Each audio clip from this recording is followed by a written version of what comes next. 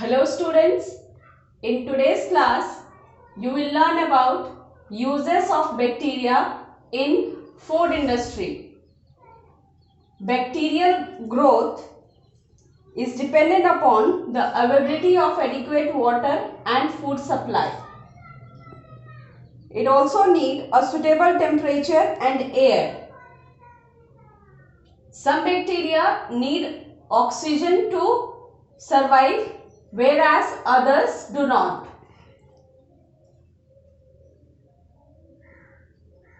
Bacteria is useful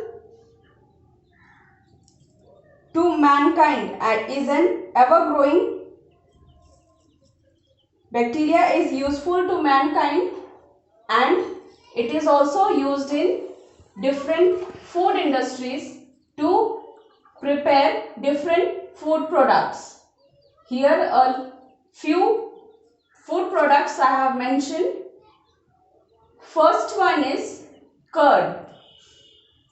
Curd is a fermented whole milk which is formed by the action of bacteria on lactose sugar which is present in milk, and the bacteria which is helpful in curdling of milk are Lactobacillus bulgaricus and Lactobacillus acidophilus.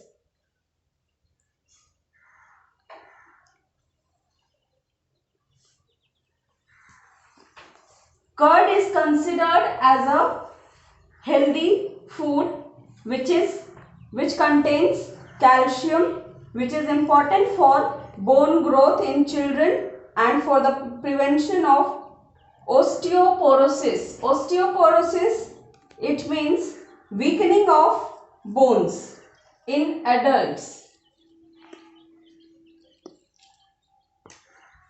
Nowadays, curd is being flavored with the help of enormous range of fruits, making it very pleasant to eat. It is a convenient food for both adults and children. Next food item is cheese. Cheese is a valuable food and it contains protein, fat with calcium and phosphorus. Manufacturing of cheese includes major steps, and the steps are: first is curdling of milk by the addition of lactic acid bacteria, that is Lactobacillus acidophilus. By adding this bacteria in milk, it helps in the curdling of milk. After curdling, the prepared curd is separated from whey. Whey is the liquid remained after curdling. So, solidified curd part is separated from whey. The next step is processing.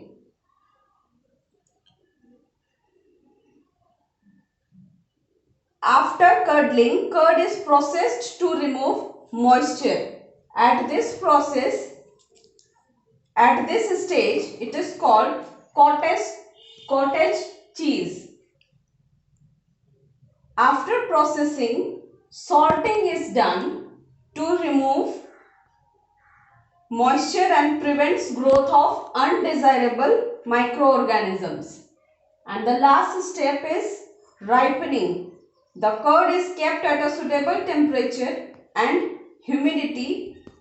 The microorganisms added along with lactic acid bacteria at step 1 impart a particular flavor to cheese. The next product is tea. Curing of tea is done. Curing means treatment of tea leaves with bacteria. During this treatment, that treatment of tea leaves with bacteria is called curing. In this process, the bitterness of tea leaf is removed and certain flavor and aroma is obtained. The next is alcohol and vinegar, which is prepared from sugar solution by the action of bacteria. Next is vitamins. Certain types of bacteria live in our intestine where they synthesize certain vitamins, and that is intestinal bacteria helps in the production of vitamins, that is vitamin B. And the bacteria which is present in animals intestine like cow and buffalo, they help in the digestion of cellulose. Last one is in agriculture. Bacteria is also useful in agriculture. The bacteria which is used in agriculture, that is Rhizobium bacteria.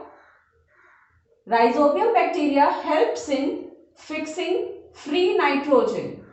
As the green plants, they cannot directly use the free nitrogen for their growth and development. So, this bacteria, Rhizobium bacteria, lives in the root nodules of leguminous plant. Leguminous plant means pulses. And this Rhizobium bacteria helps in the fixing of free nitrogen. Fixing means this bacteria converts the free nitrogen into soluble form. Soluble form means in simple form, which can be usually utilized by the plants for their growth and development.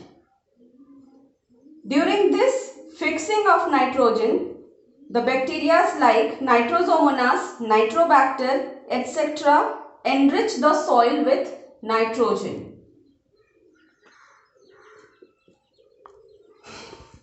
For more detail, just go through your textbook. Today's homework, write about the uses of bacteria in food industry.